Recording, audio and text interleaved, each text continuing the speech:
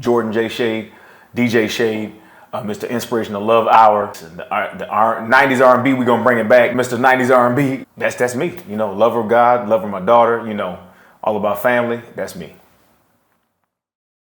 How old, if you don't mind me asking, how old would your daughter be? She'll be 9 this year. Okay, so you had your first child, or you had a child 9 years ago.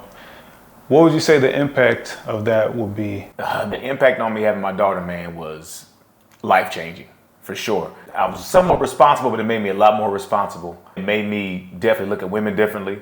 It made me, it brought off a soft side of me that I didn't know, that I had, you know what I'm saying? It was different. That's my heart right there, man. And she looked just like me too, so ain't no getting away when she got my personality and everything, man. So it was really different, but it was a blessing. It was a blessing having my daughter, man. I think it was one of the best things that ever happened to me, for sure. One thing that I would always say when it comes to my daughter, man, is just, and not taking anything away from any woman, right? But I see just from being around different women and friends and just like dealing with women, you know what I'm saying, even in relationship and stuff, I realize how much of an impact a father not being there can be. And that made me more like, I gotta be there for my daughter, right? Because it's like, there's certain things, there's certain attributes, there's certain things that women don't, if you don't have, if your relationship with your daughter and a father is like her first interaction with, a man from the opposite sex. So it's like how you treat her, if you care about her, loving on her, stuff like that. Those are such big things that women need. And if you don't get that, it's kind of like a void there. So then you as a significant other is kind of left trying to fix that. And so to me, that's so important for me to be in my daughter's life, and for nothing else. Like it's not even another option for me, but that is so important because I don't want her to be older and be looking for a husband, or a husband looking for her, right? And she's just so disconnected where it just doesn't work out because she doesn't know how that she should be treated or how she should even act when it comes with dealing with a man. I know that you're a Taurus, being a Taurus, because I'm a Taurus too. Yes, sir. Some faults might be stubborn, might be lazy, but then it says that we're lazy, but then we'll work real hard. And we're lazy, kind of like a bull. You just sit for part of the day and then you might really go at it. Those type of things. I don't know how many of them you've heard, but do you think that those improved, those type of things improved at all? Or did you ever even have a problem with those things? Absolutely, man. I think, well, I never was lazy, man. I feel like, and it's crazy because I had a conversation with somebody a while back, and I was, even in dating or just being around folks, I'd be like, man, they got moving kind of lazy. And they said, nah, fam, they was like, laziness is perspective, right? Because everybody's not gonna move how you move. Everybody ain't gonna do what you do, So I didn't really have the laziness characteristic, but I think more, I definitely can be bullheaded. I definitely can be stubborn because as we are as Tauruses, man, when you feel like you're right, you feel like you're right. Can't nobody tell you nothing, right? So I think in that aspect of it, it made me have more compassion, for sure. Another attribute that I feel like that we kind of have is if we done with you, we ain't fooling with you, we ain't fooling with you, right? But when you're talking about a kid or something like that, man, that ain't even an option. So my daughter showed me, because like I said, I'm a man of faith, right? It kind of showed me, I felt like how God loves me. Where even though you do something that you ain't supposed to do, you cut up, but God still loves you through it, right? And that's I kind of feel like I learned that kind of compassion for her through having her and just having to be more responsible, for sure, for somebody else outside of myself. Yeah. Yeah. I don't really have nothing. Yeah. All right, so let's start off with a little bit of your background. So I know you're coming from Des Moines, Iowa. That's right. And you spent some time in Minnesota for college. Well, first, can you tell the people, what all do you do musically? So musically, I play a little bit, little keys, drums. I started out with the drums in church, right? Fun fact, man, I was really dancing first, right? Dancing and singing first. Like they used to have, I'm about to age myself, they had MC Hammer contest, right? And I used to be, probably was my daughter's age now. So I probably was about between 7 and 9. Man, I go out there, my mom made me some parachute pants. I'm out there doing it, man, trying to win on the contest and stuff. So I actually got one chance, I believe it was at Drake University, man. They had a big concert and I was able to actually go on stage. And that was my first time being on a large stage. And it was probably about 5,000 people, man. And from that point on, I fell in love with it. Man. And I knew that at the end of the day, I was an entertainer, right? And I always get back to entertainment no matter what I'm doing. I might get away from it for a little bit, but I always get back to entertainment. So I do record my own stuff, right? I do engineer a lot of my own stuff. The DJing thing was funny how I kind of got into it, man, because basically a partner of mine had some tables and I had, well, no, let's rewind. So DJing, I always had a passion for it, right? I did, and we can talk about that, you know, a little bit later, but I've been doing I was doing the club thing for like 15 years. And we would always hire DJs. So all I knew how to do is to take the on my mixer, the mixing board, turn it down so that way I can talk on the microphone because I was the host, right? But I always had an interest in it because I played drums and just like how the BPMs worked and stuff like that. So I always wanted to get into it. One year I got a small little set for Christmas. My girl at the time got that for me and I'm like, you know, I like this. So I started playing with that. Then one of my partners, he had a big set. He just had it sitting up against the wall collecting dust. He was like, man, you could have it if you want it. Man, I took that thing home and I was working it. And next thing you know, DJ Shade. Now I love it, man. I'm gigging all the time. So that's kind of where that was born. And I have a passion for music overall. What are some of your biggest gripes with being a DJ? Because I'll just lead in by saying I DJ too, but also went to the club a lot too. Mm-hmm. So some things that make me good at certain things I do is because I see everything that I don't like, mm-hmm. and then I won't do it. Absolutely. It's like, oh, when I get mine, then I'm not gonna do what I saw them do. You get what I'm saying? Yep. So I would see DJs that I don't like it when they do like the 30-second clip type thing. Mm-hmm. You know, it's like you hear 30 seconds right when you're about to get into the song. Then they cut it off. Or you're about to dance with somebody, then they cut it to something else. You know? Definitely not when you're about to dance with somebody. Mm-hmm. You can't do that. Or no, well, I mean, some people don't do the no request thing, but I seen people be real rude about it. Mm-hmm. Seen a dude like kind of, he's like, F off, or whatever. Like he yelled that at a guy in the club, you know. So that's probably embarrassing for that guy. So, but anyway, so like those are some of my gripes. And then once I started DJing for clubs and stuff, then I was like, those are some of the things I didn't want to do. So, yep. Did you have that experience? Do you have any? No one. What are like your biggest gripes? Or did you ever have a big gripe with DJs? You know what? Me and the DJs were like this, right? So, and especially from being an artist first, you got to be tight with the DJ, right? So I think, and a lot of my DJ homeboys was my partners. With them, man, I would kind of, you know, I would watch them, I would learn from them, you know what I'm saying? Shout out to my man DJ Chuck Fresh, man, who actually did all my mixtapes. You know, before I even put an album out, we did 5. It's called Love Potion. The mixtapes, man. Everything with me always come back to love, right? So he did my mixtapes, man. He showed me a lot of stuff out the gate. My man DJ Lee, like, man, my homeboy DJ Kane, man, there's so many. Hollywood, all them cats, man. They just basically always looked out. And matter of fact, when I first performed at the club, right, Hollywood brought me on. You know, he paid me just to come in and sing, right? And from that point, I was like, wait a minute, you know, because I'm a business head. So I'm like, okay, wait a minute, he paying me this much to do this. I can come in here and I can do this myself because I have people that's coming out to see me. I'm like, yo, let me go and see if I can just get a night. And I'd rather just pay the DJ and I'd rather pay the security, you know what I'm saying, and do it from there. And that's kind of how that stemmed from that. But my biggest gripe, I think, is talking too much on the microphone.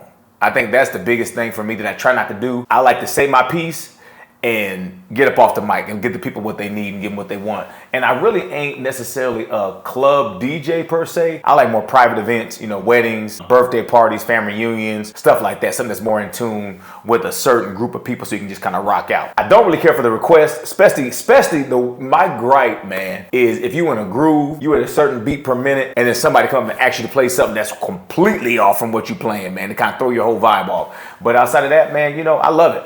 I love what I do for sure. So I'll give you a situation. This is just for context. Okay. I don't know what question to come from this, but 2 times. One time I was at this party, it was like a whole bunch of Chicago. Oh man.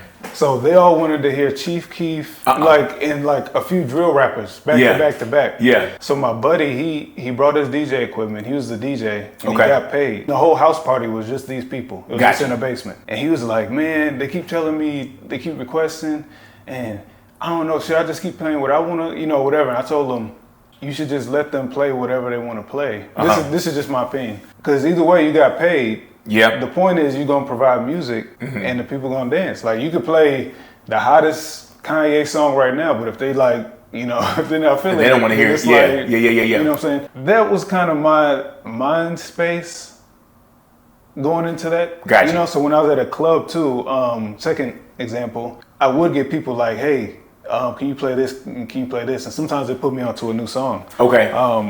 But yeah, I don't know. I do understand the other side though too, because it's like if you are in that groove, what I've done, because I will turn down some requests. Mm-hmm. So what I've done, I'll be like, no, I can't.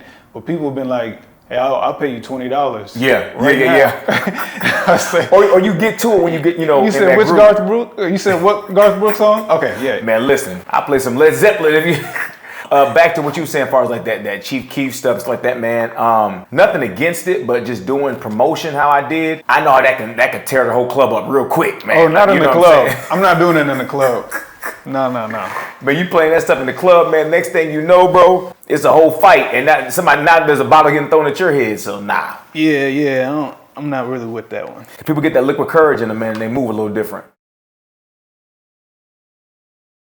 I'm Jordan Shade. I'm a Christian, and my religion to me is everything. It starts me out of my day. You know, I believe in God, that's who wakes me up. I don't do it myself. I seek God in things that I do, moves that I make. I read my word, you know, as a Christian man, and I try to live by it as much as I possibly can. We're all flawed. We all got our issues. But to me, I tell people all the time, I don't believe in what I believe as far as Jesus Christ or all of that because of the book, because of the Bible, right? I believe it because of the experiences that I've lived in my life, the situation that I was in. You know, I talk about it in my book, Assets, Liabilities, and Lessons Learned, Relationship Seasons. I talk about that in my book where basically there was a lot of times where, you know, I could have been dead, right? But God kept me through that. Even my move down here to Atlanta, you know what I'm saying? God kept me through that, and he's still keeping me, and he just made a way, and so many opportunities that's come through that, and I know that it was nothing but the grace of God that made that happen. So I would be remiss to not speak on that and say how I feel about that. I don't really get into too many debates with people, but I always say one thing when they do debate with me.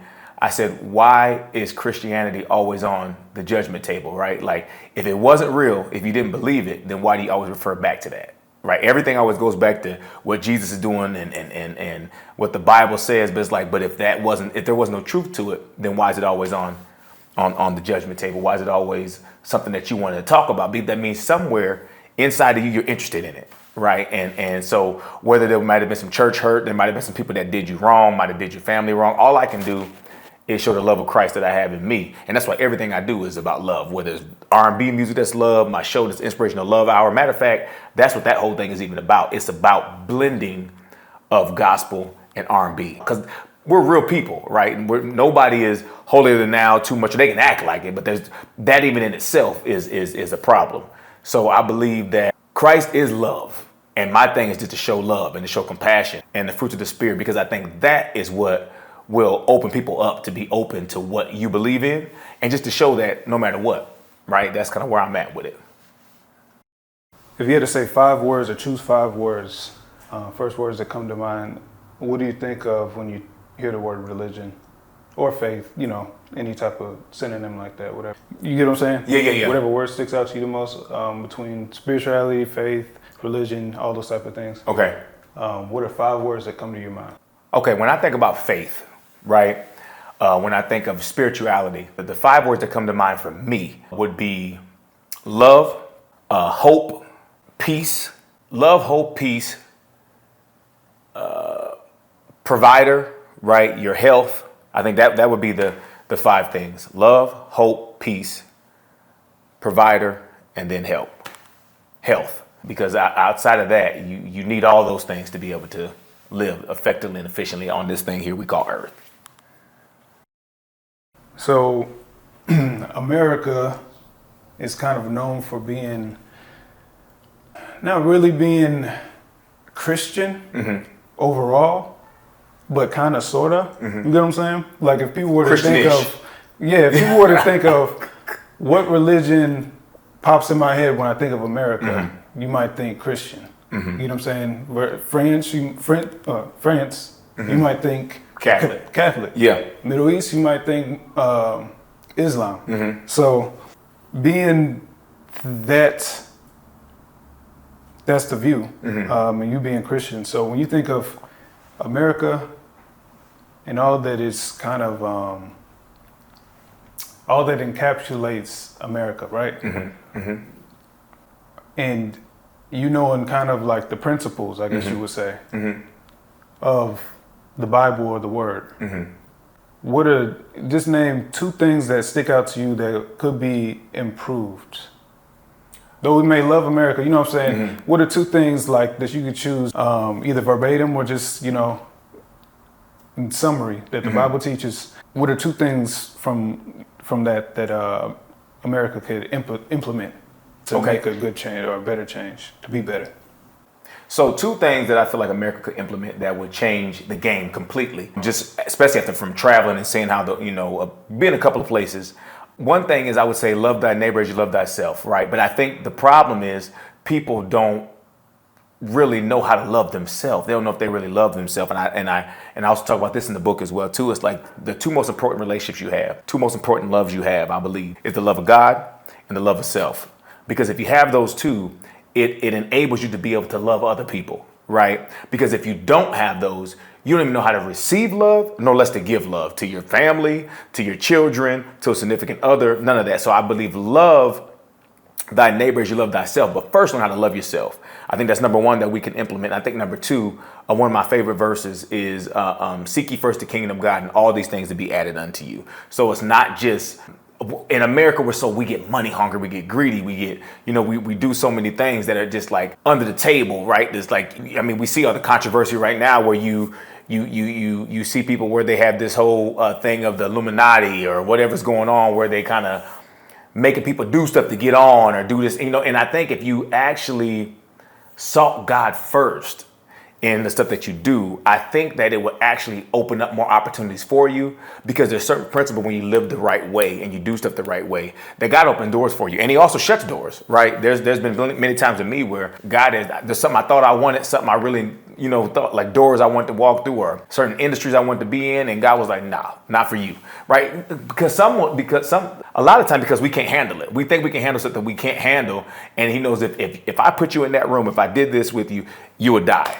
Because you'll kill yourself because you ain't ready for it.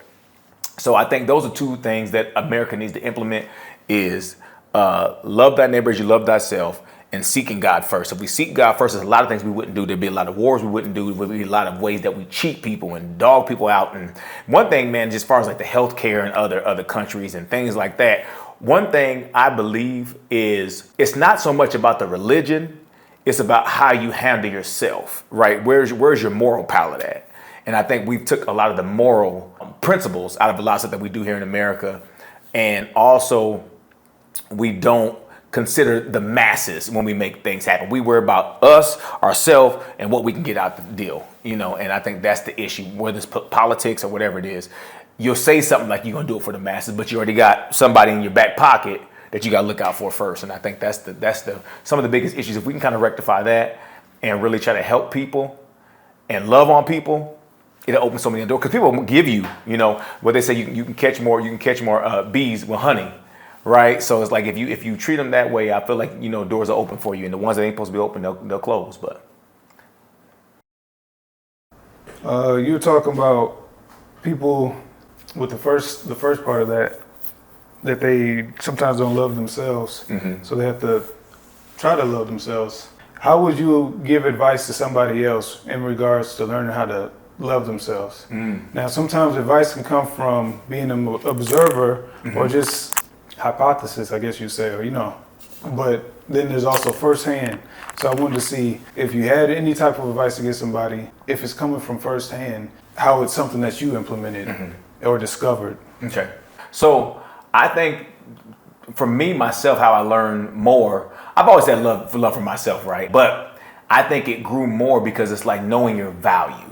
Your value. And I was loved, raised by my whole family, and that's one thing I learned, man, honestly, moving down here, is how much love. We may not have had a lot. We may not have had everything, but we loved each other, and we still love each other, right? We're a different type of family. So when I hear people talking about, oh, my mama stole from me, or I done cussed my mama out, or I done, went off on my grandma, or I done literally shot my cousin, you're like, what is going on? Like, I'm not used to that, right? Because we just show much love. But I think our family is stemmed because we had the love of Christ, man. It's like no matter what we go through, we always come back and mesh together. So I think what my advice to someone to learn how to love themselves is to seek out things and know how stuff makes you feel, right? So get the therapy. If you didn't have the best family growing up, if you felt like you were just condemned more than you were actually loved on or treated correctly, seek some therapy.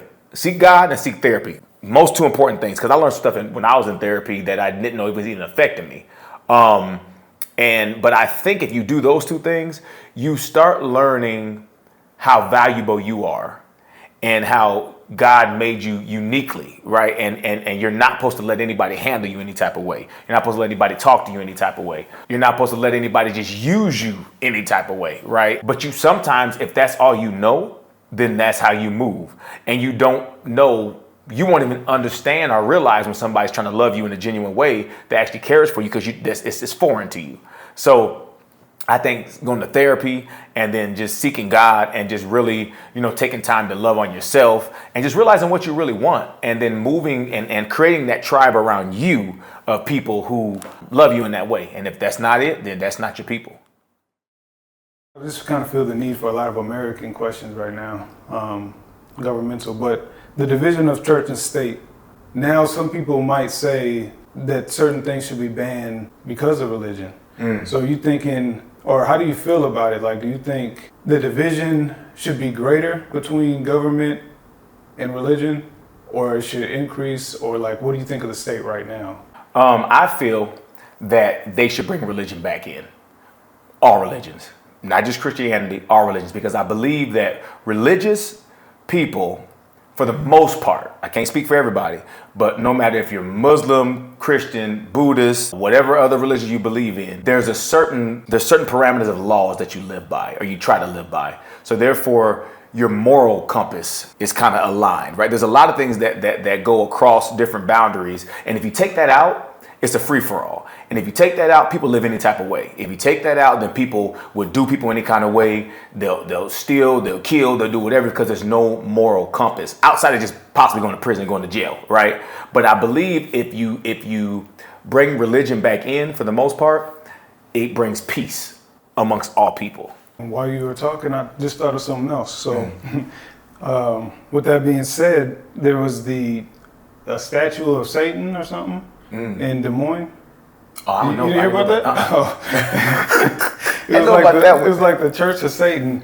They put a statue in the Capitol, I think it was, Wow. or something like that, or they wanted to, or I can't quite remember exactly how it all. I don't know if there's a statue up now. Okay.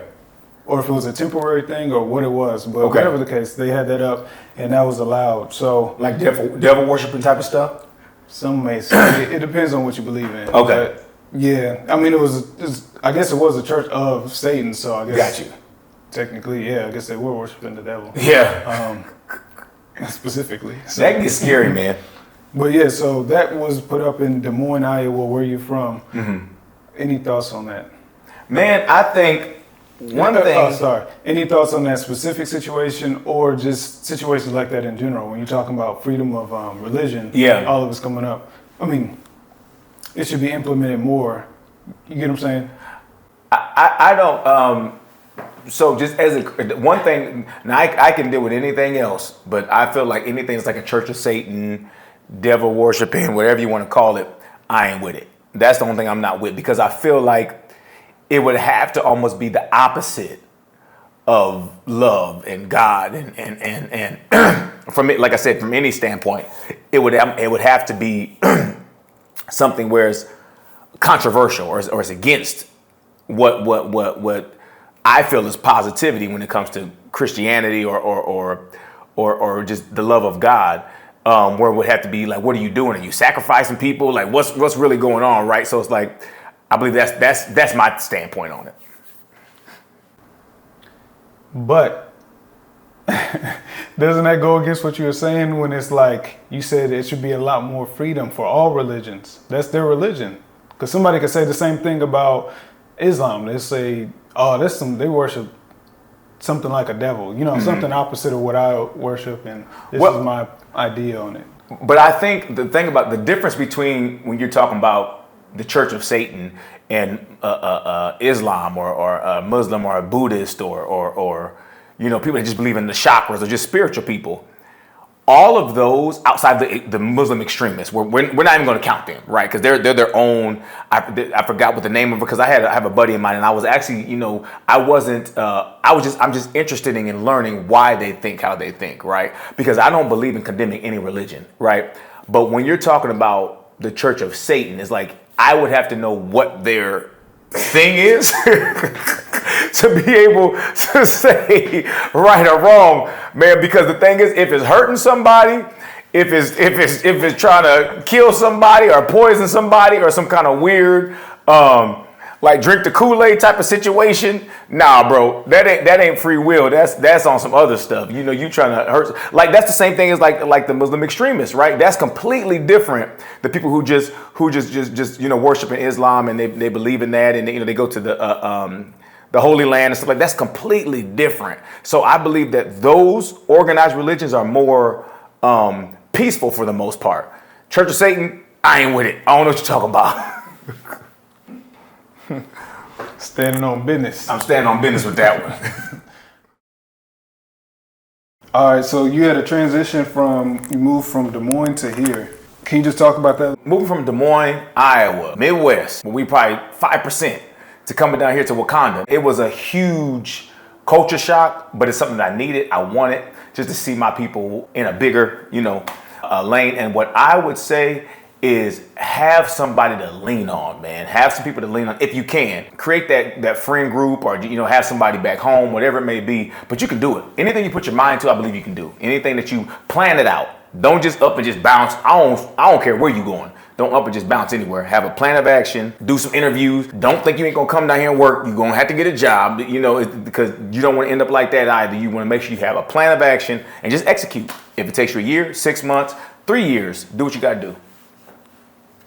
How much money does it take nowadays if somebody's moving from Utah to Chicago, New York, Atlanta, something like that? If they want to move, what would you say? Like, how much should they save up?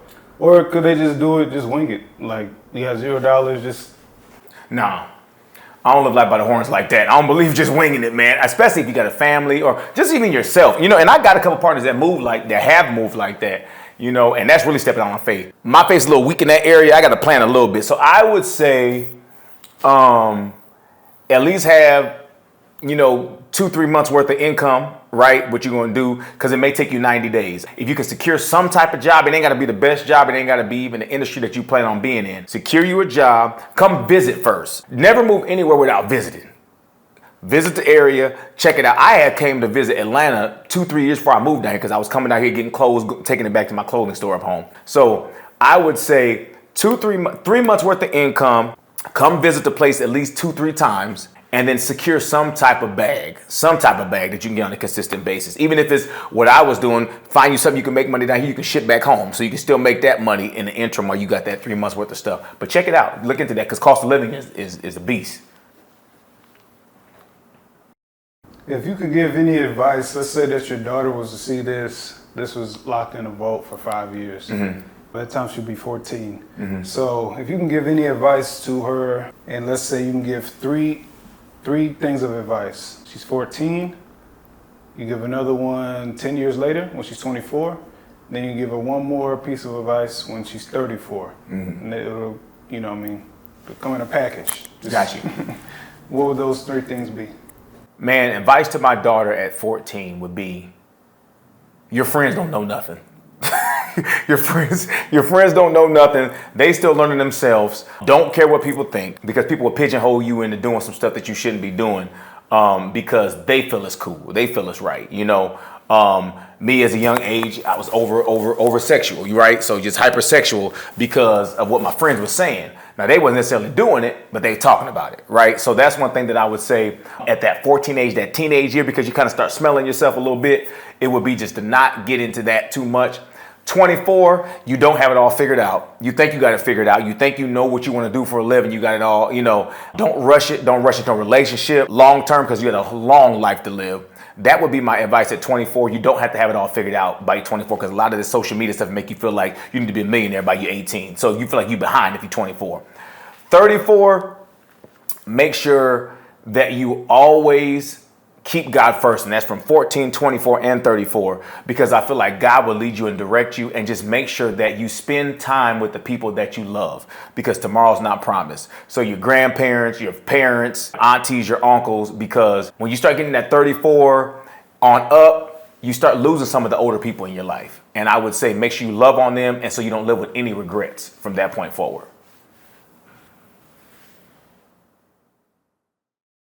What would you tell a young black man or male? Let's do one in the world. One black male, like just in the whole world. Okay. What would you tell him? Like just giving him one piece of advice, short, like 2 sentences. Okay. Then we'll do one more where you tell a young black male in America. Okay. Just in 2 sentences, a piece of advice. I'm a young black male in the world. I would say chase after your dreams. Whatever your dreams are, chase after your dreams, and keep God first.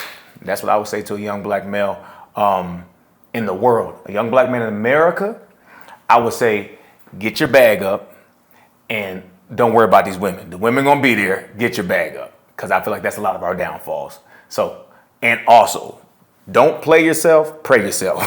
That's what it is.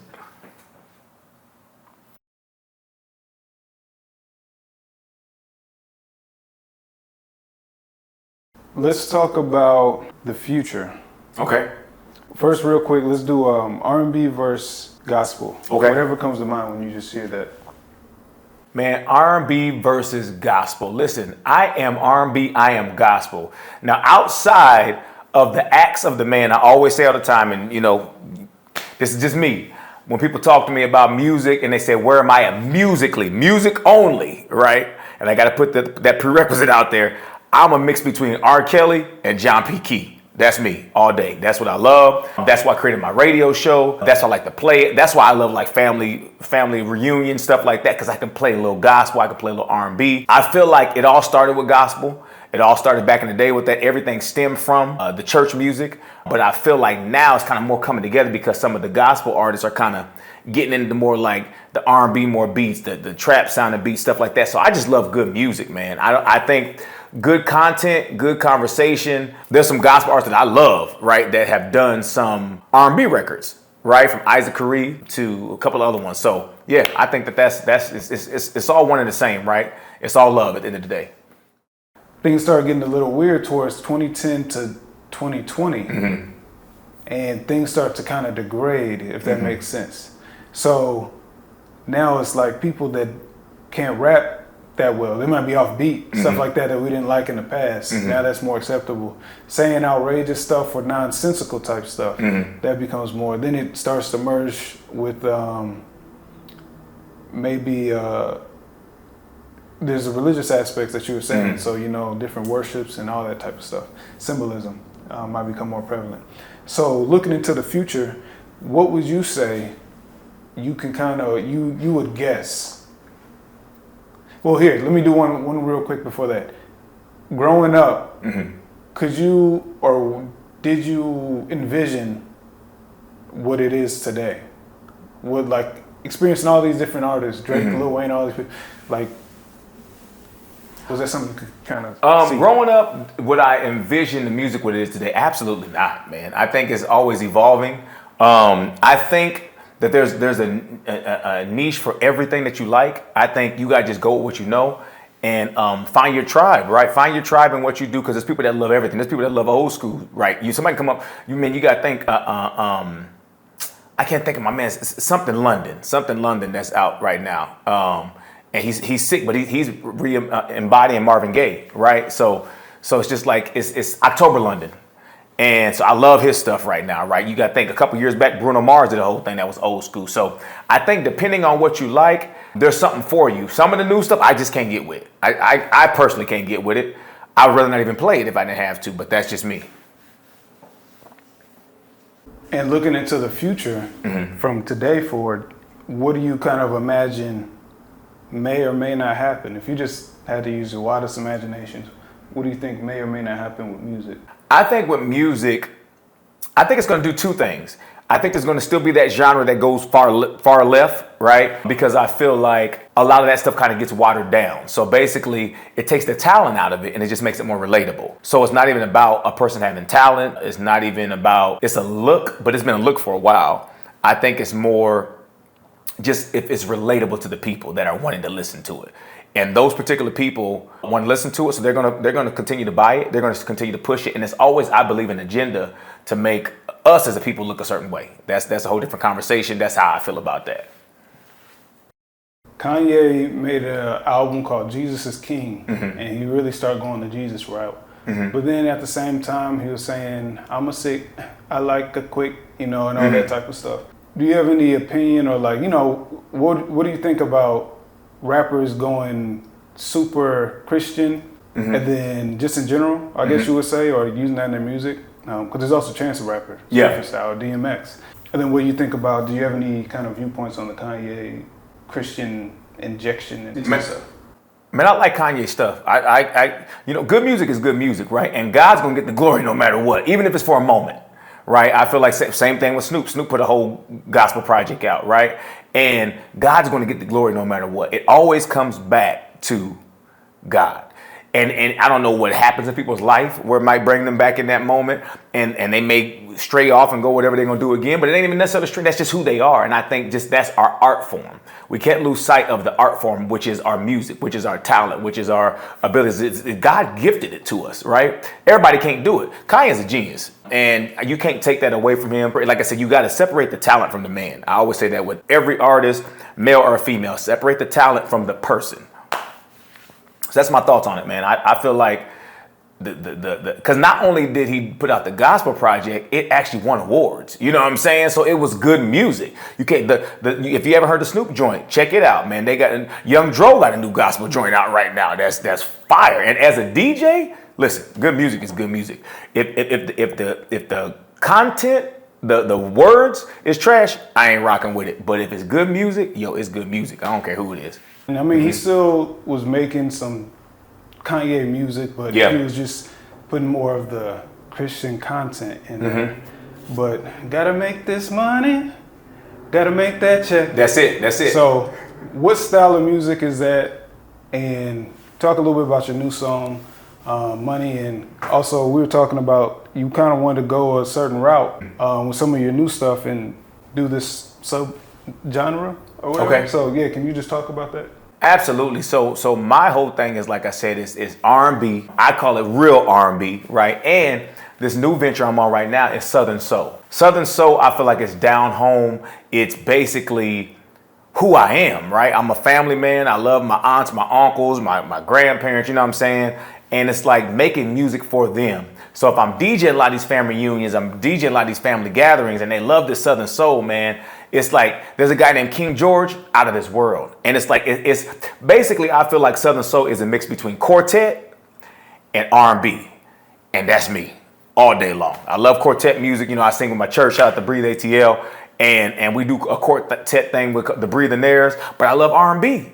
So that Southern Soul is me all day. So Get This Money is just a reflection of that. Would you do gospel Southern Soul?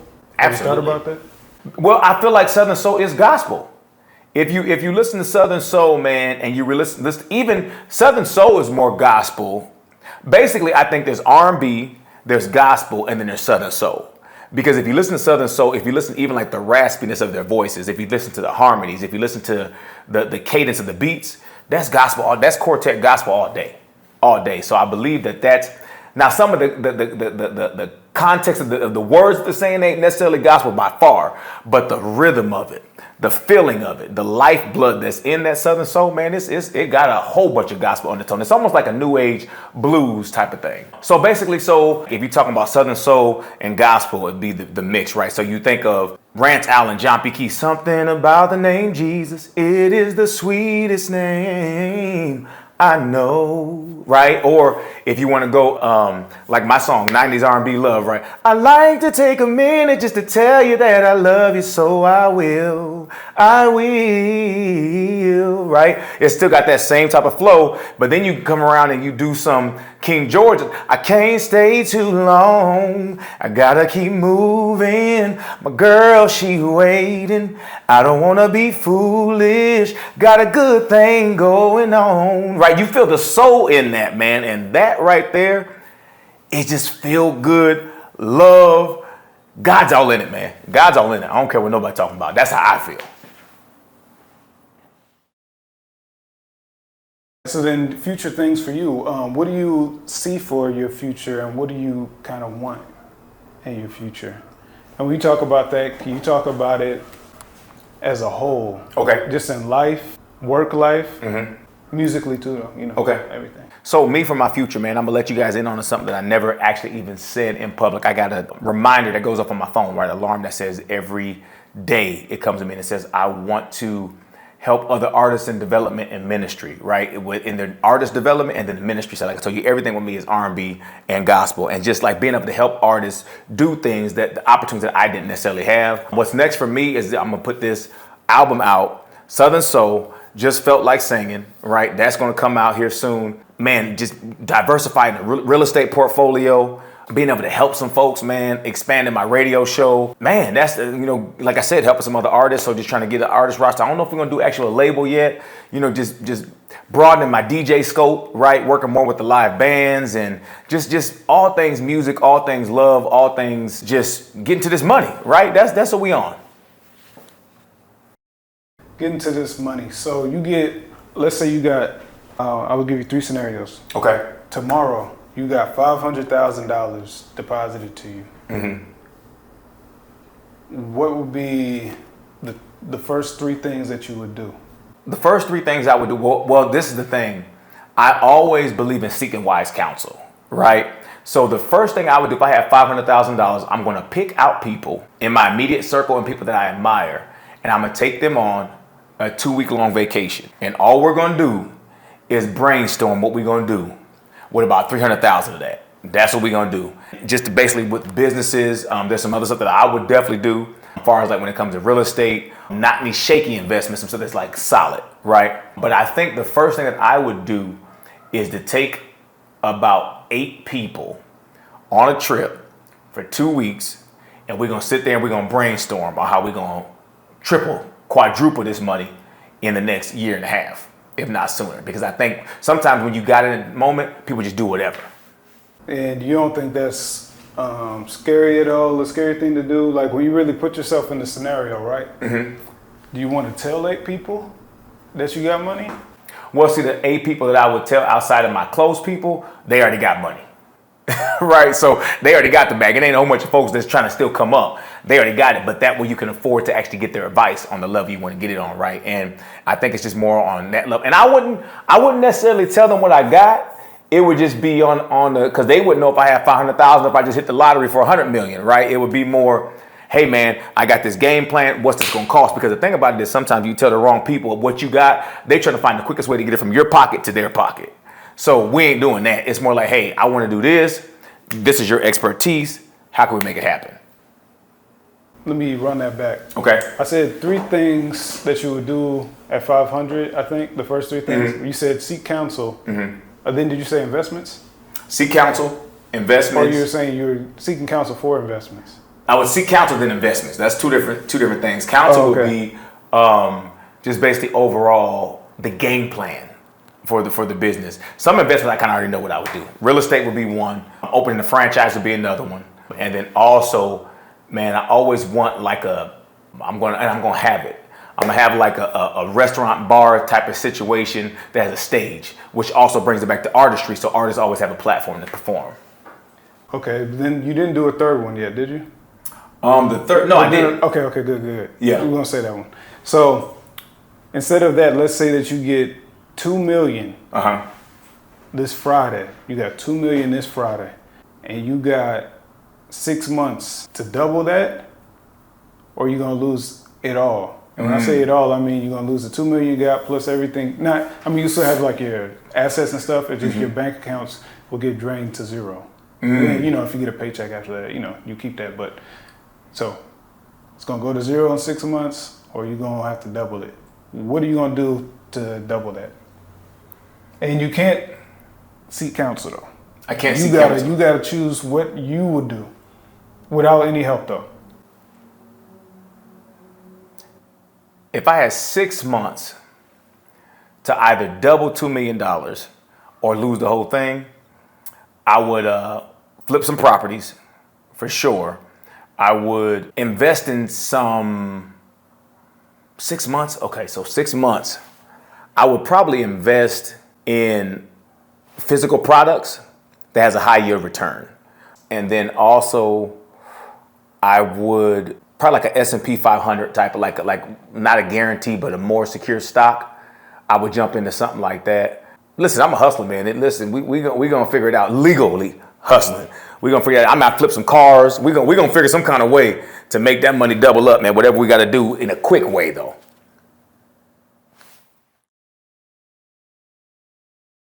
So you do a lot of runs. I always, I dabble with singing a little bit, but I'm not like a singer. But I could never really get the runs down. I feel like the runs are I feel like certain people are born with vocals kind of. That makes sense. But were you always able to do runs and then? Man, it was horrible. Yeah. It was horrible at first. My runs, I'm telling you, the runs I do, man, came from, I told you, R. Kelly, John P. Key, the Williams Singers. Just listen to, oh my God, Zacardi Cortez. It's just, gospel has some of the sickest runs, right? And so basically what I did all growing up, man, you just listen to what they do and you try to mimic it. You try to mimic it until you get it. Right, one of the dopest is like a voice like a Calvin Richardson. There's just so many people that I can name, man. Where Leandra Johnson, oh my God, it's just you have to just practice it. Practice makes perfect. That's all it is. If you got tone and you practice it, eventually you'll get it. It may not sound just like them because those are some beasts, but you can do some runs for sure. Can you show people some? Oh man, let me see. Like kind of explain how it works. How like runs work? What I ended up learning, for example, when I was trying to learn some runs, I was watching videos on YouTube. Okay. And they were saying it's notes. So I mean, it's common sense, I guess, that you're hitting different notes, but I'm not thinking in that way. Gotcha. I'm hitting like a C, D, A, like, So they say you go real slow, so you can say, what's one like? So then they say go faster. And then they said that's how you get the run. And it was like, oh, so these are one note, one note, one note, one note, and then they just practice until it it's go. So could you tell the people, like, just explain kind of what a run is, and how they might be able to do one, and then just some cool ones like you were mentioning. These people got crazy ones, or that. Just maybe some of the differences. I know with Rance Allen. So runs, man. Listen, the way to do runs, man, I think is just knowing the keys you want to hit and just hitting that thing, man. It's like you got to know where you want to go. It's a feeling. So let's see. You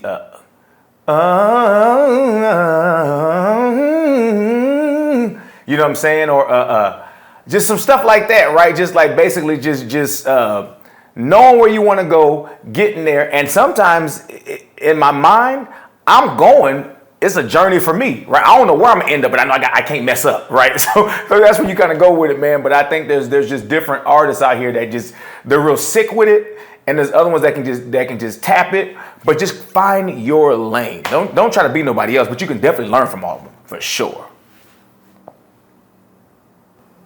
That was real good. Real good.